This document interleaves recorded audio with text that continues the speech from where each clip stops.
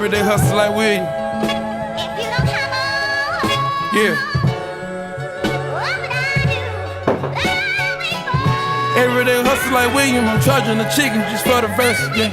I get in that kitchen, I cook, go to work. I go berserk. Yeah. Go out and get it, secure the city, can't sing like the Titanic. Bitch don't want my free band bandit. This paper coming to me 24 hours. I can't go sleep. Oof, the day is slowly coming to an end. It is, what time is it? It is 10:47 o'clock here in Stockholm, Sweden. And I'm currently working on uploading some YouTube videos. And some people, lately at least, have been asking me a lot of these questions. Why are you still making these YouTube videos? Number one, you have like 5 businesses to work on. And 2, you don't get that many views. It's like 200, 200, 300 people watching. What's the point? And to that I say what I've always been saying and why I started this and why I've been able to make over 150, I think it is now, pieces of long form content without anything popping off big time, is that I don't do it for anyone else. I don't do it for views or anything. I do it for 2 reasons and 2 reasons solely. Number 1 is for myself. Like watching back at building your life, building your 20s, building whatever you're sitting on then, watching back and, you know, being able to see exactly all of the steps I took, everything that I did, all the decisions I made to get to where I will be in that period of time when I look back at this, it's gonna be an incredibly, let me change the light here, it's gonna be an incredibly cool experience that I think not a lot of people who made it, not a lot of people who've done cool stuff are able to do. So that's number 1, selfishly, for myself. Number 2 is that when things do start popping off, and this year, 2024, is when things have actually started going quite well for me. Like, I've landed some clients, I've had some success with some of the businesses that I run, etc, etc.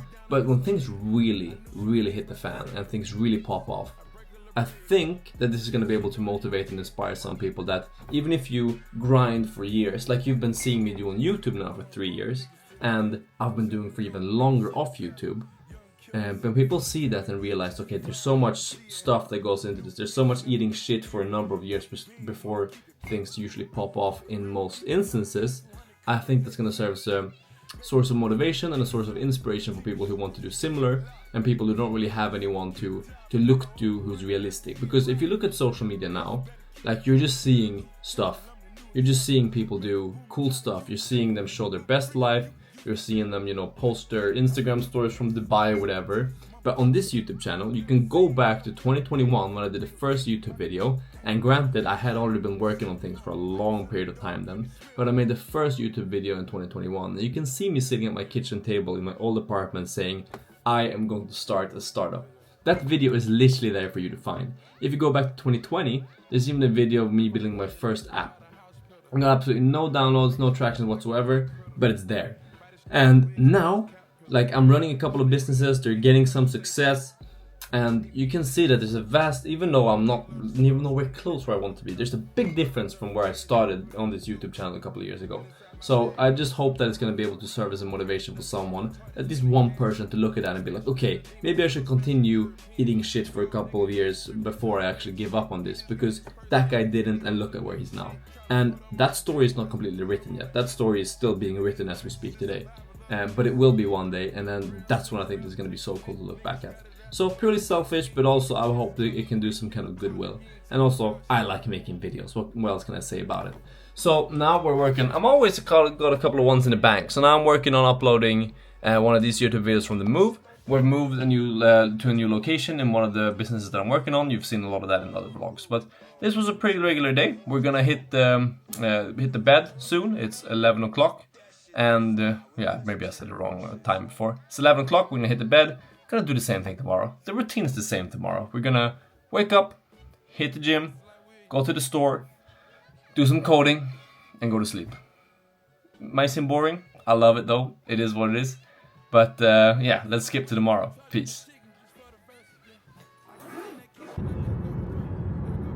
So, as you may know, we have just moved locations of arboristbutiken, the store that I run, and one thing about moving is that you tend to forget where the hell am I located. So now what I've done is I've gone ahead and ordered office supplies that I accidentally sent to the wrong address. So Now this is one of those things. It's just wasting time. It's 15 minutes in the car. That doesn't have to be 15 minutes in the car, but whatever. It is what it is. So now we're on the way to go back to the old location to bring some of the stuff that I ordered back to the new location. Just because I hadn't updated the address and the platform that I use to order office supplies like milk, that kind of stuff. It is what it is. But now this moving thing has been such a bigger deal than I thought it was going to be. I have never moved a whole store before, and especially not a store of this size. I've been involved in the other moves that this store has done, but they were not of this size, and I wasn't really doing it alone then. I was more helping the person who was doing it alone. But what I've realized is that it's so much more stuff around it. Like, you gotta make sure you change the post address so that all of the post comes to the right place. You gotta update all of your suppliers so that they ship stuff to the right place. And especially when you're running an e-commerce that relies quite heavily on stock, that becomes quite a hassle. And now, I don't want to sound like I have a prejudice or whatever, but dealing with Italian and French companies is the absolute worst. Like, they have no sense of customer service. There's no urgency whatsoever. They take all of August off. They don't do any work during those periods of time. And this is maybe this is controversial to my French and Italian viewers. If I have any, I'm sorry. I'm sure you people are great, but my experience with dealing with French and Italian companies is that it's just horrible. Like, they don't update stuff. They don't answer emails. They don't really care too much about, you know, the work that they're doing. There's no really like sense of pride in it. So they don't really care if they're rude, if they're nice, or whatever. You call them at like 10 o'clock in the morning, they're on break, so I don't know what they're breaking from. And on top of that, it's like, yeah, they're just slow to do things. So they've shipped stuff to the wrong address so many times now in the last month that we've been moved, which is a hassle, because then I have to delay the stock, and we're like quite heavily on getting stock just in time and stuff like that. So it is what it is. But hopefully now this can be the last. This was my fault though. I ordered stuff to the wrong location here. But I was here just last week getting stuff that a French supplier had sent to the wrong place. And it tends to be just those two countries. Like, we have a lot of suppliers from Italy, for example. All of those companies are the same. So I've drawn the conclusion that it's got something to do with that company culture. And now, I'm not bashing on Italians. I love Italians. This is just my personal experience with the arborist related companies from these countries. So if you're watching this, there's probably quite some market to win if you can do this better than these current companies can. So hop into it. Now let's go retrieve that stuff and go back, and I'm gonna show you some coding things in the evening slash. I know the power of a dollar, told 50 rounds at least. She know I get money, she know. Soon as I up, let's go. Just like double alone. Stay down with me or let me go. Start to whip out just like clothes. Inspire me to whip up the flow. She with me, she down like the bros. Holding me down like the chosen. Early in the morning, go. Late up at night, go. Just be precise. Got a pack for the flight. All I took was a Nina. I show up in a Beamer. Showed up making cougars like Trina.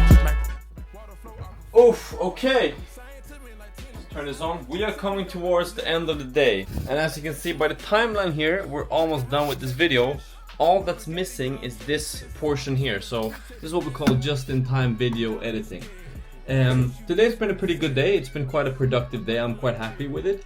However, though, I was feeling tired the whole day for some reason. Maybe it's the weather, maybe it's whatever, but we still got it done. Regardless, I went to the gym, I did all my work. I've been working out with some coding in the afternoon, as well as some reporting now in the evening, and then video editing now in the last hour or so. So it's about 11 o'clock, I'm gonna finish this video off, then I'm gonna head to bed.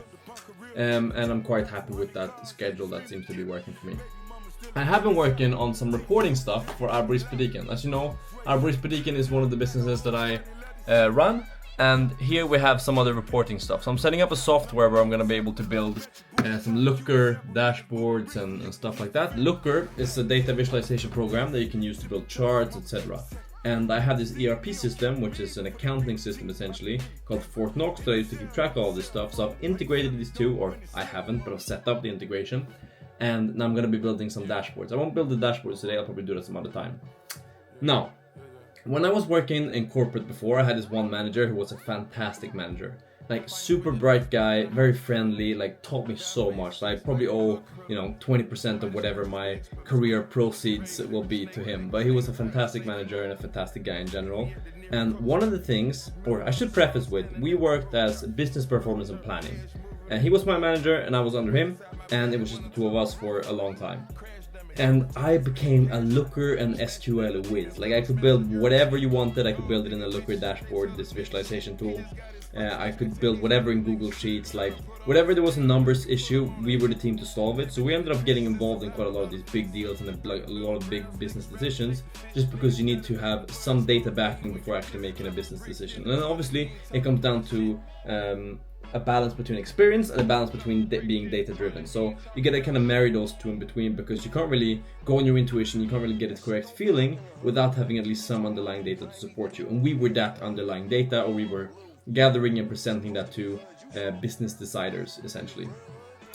But one thing that he always said was, what gets measured gets managed. And now this is something that has stuck with me since then, because I've come to realize today when my brother is also a very clever guy, he's much smarter than I am, but he has a master's degree in retail or something like that. He's a clever guy, that's all you gotta know. He's not making YouTube videos in his spare time, that's for sure. But he came with the suggestion that he came with some basic KPIs that he thinks we should be tracking. And I'm like, my first thought was, who the hell are you to think that we're not tracking these KPIs? And I was like, damn, you're right, we're not tracking these KPIs. So some basic things such as like inventory turnover, average purchase order, how does that change? Like we're keeping track on that on the macro level, like whenever I decide to look into it, whenever I feel like it, but we're not tracking continuously. And I think you need to track it continuously for you to be able to see how it progresses over time, and then see how your decisions affect this number. And things that I like to use for this is like rolling 30-day averages. So for example, rolling day 30 average order value, how has that increased over the last 2 years or so once we've changed platform, we've improved product recommendations, we've increased the product range, etc. So those are some of the things which we need to measure and actively look at every day in order to manage those, because what gets measured gets managed. So that's why I'm doing a little bit of a sprint now to set up some better reporting, set up some better KPI tracking so that I can keep track of these things every day. So when I worked in corporate, it was very nice to have a one-pager dashboard that like you went into every day. And I actually built this for the whole company, like for all the business people to look into, or not all the business people, all the business deciders to look into. So like, essentially everyone across the whole company looked into these dashboards. And what you want is something very simple, something you can take a glance at and you can say, okay, how was yesterday, how was this week, and how was this month? And then essentially, or the essential part is why. Why did this happen? So revenue was up yesterday. Why was that? Was it because the number of orders were up, or was that just because average order revenue was up, or is that such an insignificant thing that yesterday was just a small deviation? And then you need to do the same for week, month, year, quarter, etc., just so you can track progress over time. So that's what I'm going to be doing, and that's what I'm going to be focusing some time on this week, to set up some nice reporting for this arboristbutiken.se business. See or live up to those, what gets measured gets managed. But that was some insights from that particular part, and then I've shared some other stuff in the video. I'm trying out the new vlog style a little bit, so like this nice chill vibe with some whatever I'm doing during the day, and then like some of these heart-to-heart sit down and talk to the camera types of things during some instances. So if you like these, then let me know. If you don't like them, also let me know. If there's anything in particular you think I should be talking about, then feel free to let me know as well. I'm happy to talk about and share whatever. Tomorrow we have quite an exciting day, but that's going to be a separate video. We're speaking with the development team from Uruguay, and we're doing some other random stuff, but we'll get to that tomorrow. In the meanwhile, I'm gonna call it today for this video, and I put these clips into that timeline that you just saw, so just in time editing, like I said, and I will see you in the next video. Peace.